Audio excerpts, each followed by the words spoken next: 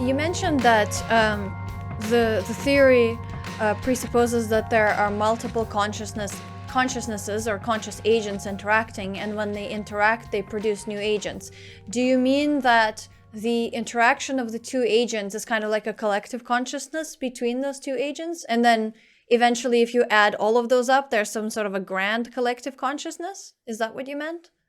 Yes, to a first approximation, that's the idea. The mathematics makes it possible that the new agent that arises from a dynamics of lower level agents could have completely different conscious experiences than any of the agents that compose it. So it's not a simple amalgamation. It's not just simply adding them together in some simple way.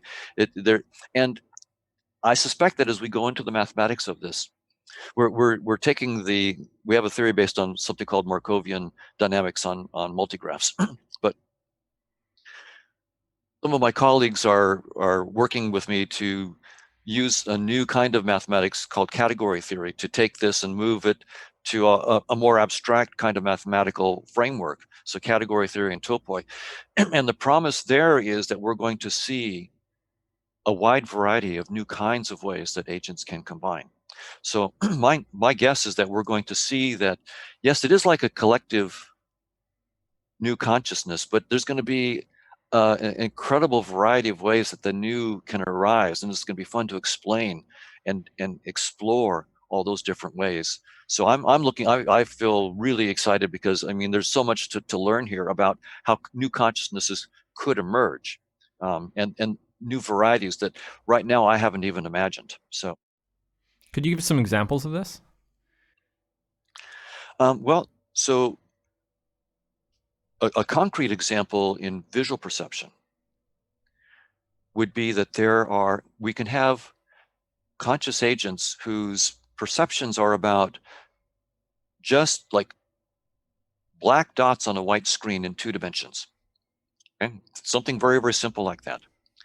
And if I show you several video frames of black dots on a white background, the dots I just placed randomly from frame to frame, you'll just see random motion of the dots. In other words, when you combine all the low-level experiences of these agents that can just see single frames of dots, black dots against a white screen, you'll just get more, confusing black dots moving around against a white screen.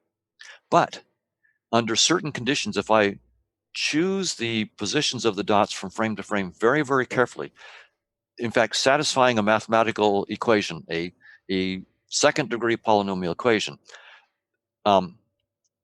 then magic happens. I show you that same video, and now you see a three-dimensional object like a sphere popping out in 3D or a cylinder. I can make you see whatever I want.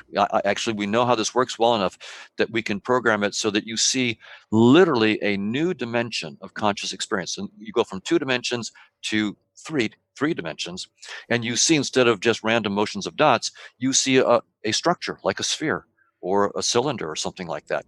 So, and clearly, when you're going from 2-dimensional dots just moving randomly and on a flat screen to like a rigid sphere rotating, that's not a mere amalgamation of the random dot motions, right? It's something different. Something new is happening. It's a new dimension of experience, 3D, but also a new coherence, a rigid object that's got this new property that couldn't actually appear in 2 dimensions. You cannot have a rigid 3D body in 2 dimensions. So this is literally a new conscious agent with a new qualitatively different kind of experience. And that's the kind of thing that we're seeing all around, so that the combination of conscious experiences and from interactions of conscious agents will lead not merely to adding these experiences together, this flat experience plus that flat experience gives me another flat experience. You add them together and you get literally a new dimension of experience, 3D versus 2D, and you get new structures in experience, like rigid objects, rigid spheres that you're not seeing in the flat, that you in fact couldn't see. And so that's pretty exciting. It really sort of we have to expand our minds about how consciousness works. And so this, I'm hoping, will feed back into spiritual traditions, right, that have been thinking about consciousness for thousands of years, but may not have realized that there are this potential infinite variety of ways that consciousnesses can combine and interact to create new kinds of consciousness. So it's open season. There's lots of stuff to explore. One of the things that you talk about in your lectures and in your book is that we don't see reality as it is. We see reality according to our evolutionary fittedness. So we see things in a way that help us perpetuate our species. And one of the great examples that you give is the Australian jeweled beetle, where they're brown and kind of have these little pimples on them, and they're shiny. And so, their prerogative is to look for other brown, shiny, pimply beetles, the bigger the better, and mate with them. And Australians have been producing these beer bottles that are brown, shiny, and pimply in just the right way, and bigger than a beetle. So beetles would swarm them, and you have these little videos showing and pictures showing this. And beetles would swarm them and try to mate with these bottles. And of course, what happens is nothing happens. They don't reproduce, right, and they get fried in the sun and die. So. Absolutely, and what's remarkable is that the male jewel beetles had found females successfully for thousands, maybe hundreds of thousands of years, maybe millions of years. So you would think that evolution had shaped their senses to know what a real female is, but apparently not, right? As you said, that's anything glossy, dimpled, and brown, and even when the beetles were crawling all over the bottles, so they had full embodied contact with these bottles, they could not shake the illusion. They continued to try to mate. And in fact, there were some ants that discovered this, and they would just eat the beetles alive. The beetles stayed on the bottles until death. So it's sad story. But what that shows is that evolution. So now this is taking evolution by natural selection as the theoretical context in which we're thinking, right? So, and I say that because that's how we work in science. We specify what theory we're using, and we then make our analysis of what that theory implies. And I'm not saying that evolution by natural selection is true. I'm not saying that my theory is true. But on the other hand, we have no better theory. For biology, we have at the present no better theory than evolution by natural selection, and evolution in general. So since there's nothing else on the table, we have to go with that. And it's a beautiful theory. I actually love the theory. It's incredibly beautiful, very, very powerful theory. And it entails some very counterintuitive results. And one of them is we tend to think that, evolution has goals, and the goal is us. We're the peak species of evolution, and it's about our intelligence. And as things go on, we will get more and more intelligent, bigger brains, and so forth.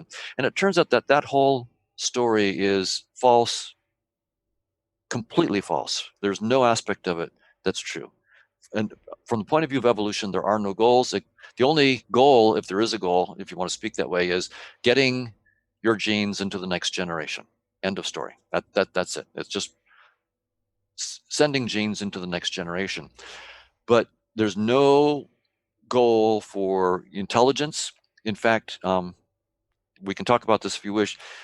Our human brains have lost 10% of our brain volume in the last 12,000 years. We've lost the volume of a tennis ball, and we're on a continuing decline for reasons that are quite clear from evolutionary theory. So our species is actually downsizing its brain at a very, very rapid rate. And many species don't have brains, and they do just well. And some species use their brains. So the sea squirt, when it's a juvenile, has a fairly sophisticated nervous system that it uses to swim through the water to find currents that are fast enough but not too fast, with nutrients that are dense enough but not too dense.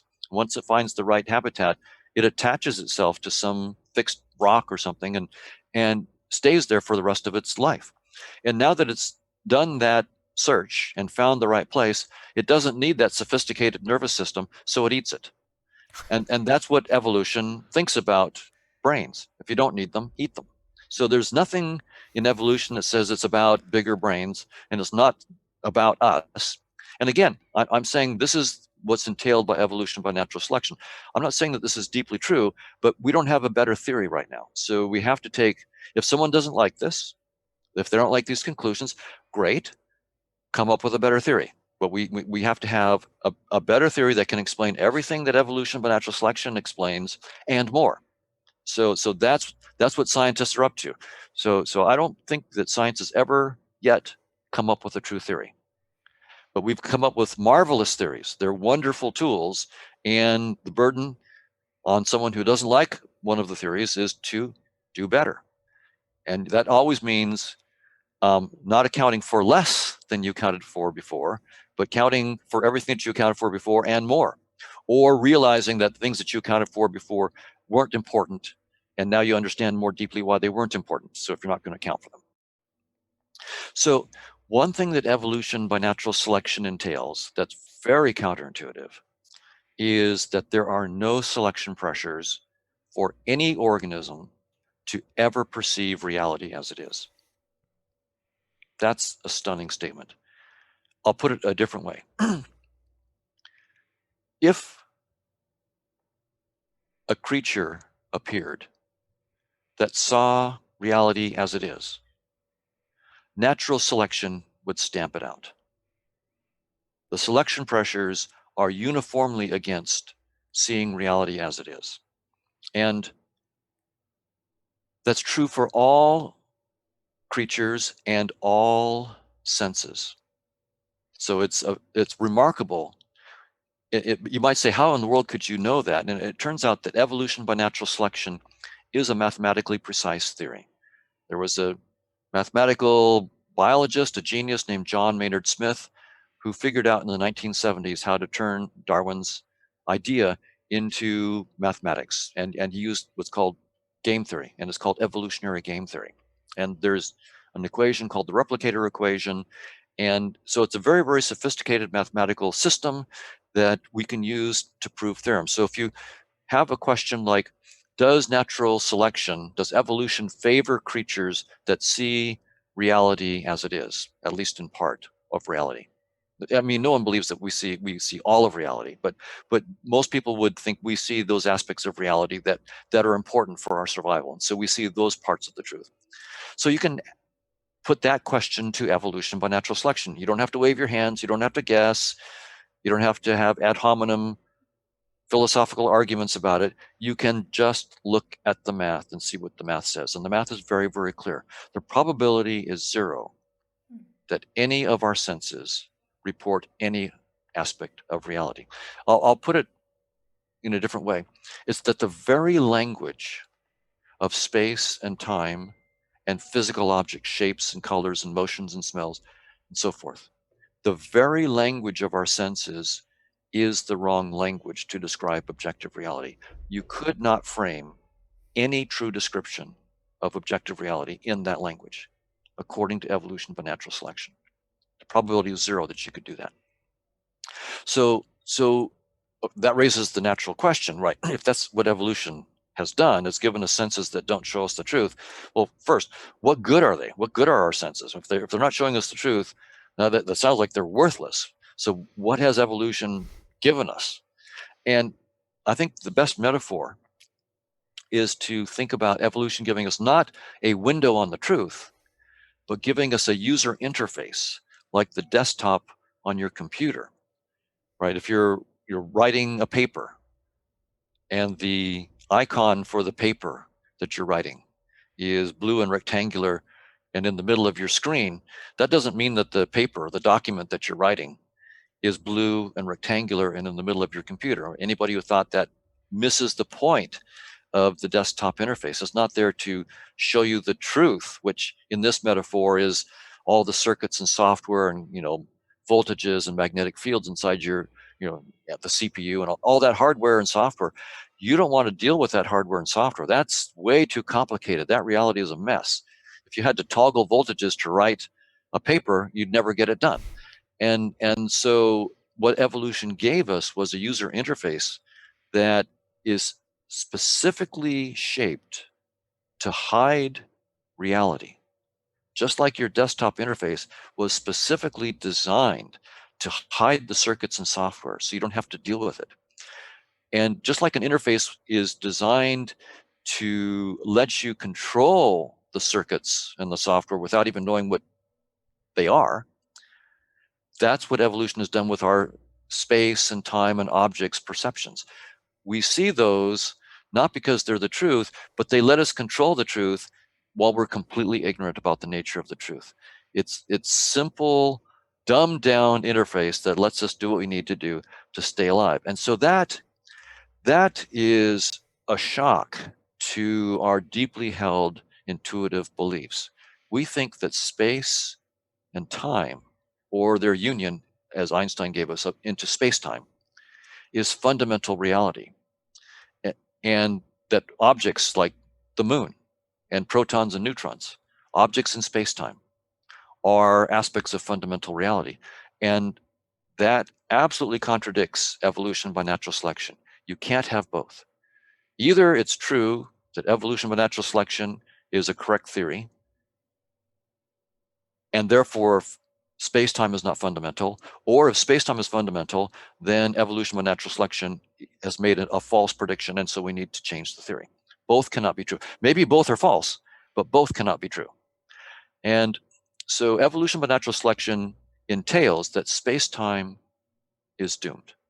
It's not fundamental.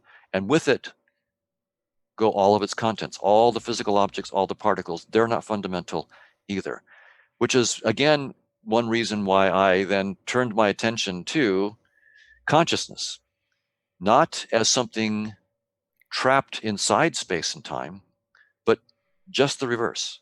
Mm-hmm. Consciousness is the author of space-time. In computer science language, space-time is merely a data structure that we employ. It's our desktop interface. It's so the desktop on your computer is two-dimensional. Space is your three-dimensional desktop. It's like a holographic desktop. And pretty soon, I would say within 10, 15 years, we'll have holographic desktops on our laptops as well. And it'll be all of a sudden when you're dealing with icons like a paint tool where you have a three-dimensional paintbrush that you can grab, all of a sudden the idea that three-dimensional objects are just data structures that we can employ to do what we need to do, to paint pictures and so forth. And we know that the 3D paintbrush that we're seeing is just an icon. It's a 3D icon, a very useful icon that lets us do stuff. Then we'll realize that the same is true of tables and chairs and the moon itself. The moon is just an icon. You create it when you look, and you destroy it when you look away. The same is true of space and time. Think about a virtual reality headset. When you have a virtual reality headset on and you're playing a game, like maybe a souped up version of some automobile race game, right? And so you look over and you see, say, a green Ferrari that you're racing. When you look over and you see it with your headset, you only see it because you're creating it in your mind when you look. When you turn your head the other way, you're getting different photons being sprayed to you by the headset, and now you're seeing a yellow Corvette. But that's because you're creating the yellow Corvette, and you destroyed the green Ferrari. So there is a reality. It's the game with the powerful CPU and all the software. But if you looked inside that reality in this metaphor, you wouldn't see any green Ferraris or yellow Corvettes. You would see circuits and software and CPUs, but there are no cars in there. And so that's what I'm saying. We render the moon when we look. We create the moon when we look. And we destroy it when we look away. There is an objective reality that we're interacting with when we create the moon, but it's utterly unlike anything we see. It's utterly unlike the moon. Just like there is a reality that you interact with in the VR case that you interact with when you create the Corvette, but it's utterly unlike a Corvette. And so this sounds strange to our generation, but I think the next generation that's raised on VR and spends a lot of time in VR, that's as immersive and compelling as everyday life, it's going to be a no-brainer that when you take your headset off, you won't have to be that inquisitive to go, wow, maybe this is just a headset too. Well, maybe I've had a headset on my whole life. It's absolutely been my experience when playing video games. Like I'll have dreams playing video games, and as I'm navigating through a map, I'm recognizing that my brain is doing the exact same thing as when I'm walking in a new city. Like it's memorizing, and I'm using the same kind of pathways to get through that space. Yes. And I'll have dreams as if I'm in that space for real. The brand new Future Thinkers members portal is now live. Develop your sovereignty and self-knowledge with our in-depth courses, get access to our weekly sense-making calls, join the Q&As with past podcast guests, and much more. Become a Future Thinkers member today at futurethinkers.org/members. Enter the Future Thinkers giveaway and win our brand new community membership, including in-depth courses, private calls, and more, as well as a supply of Qualia, a complete cognitive upgrade for your brain.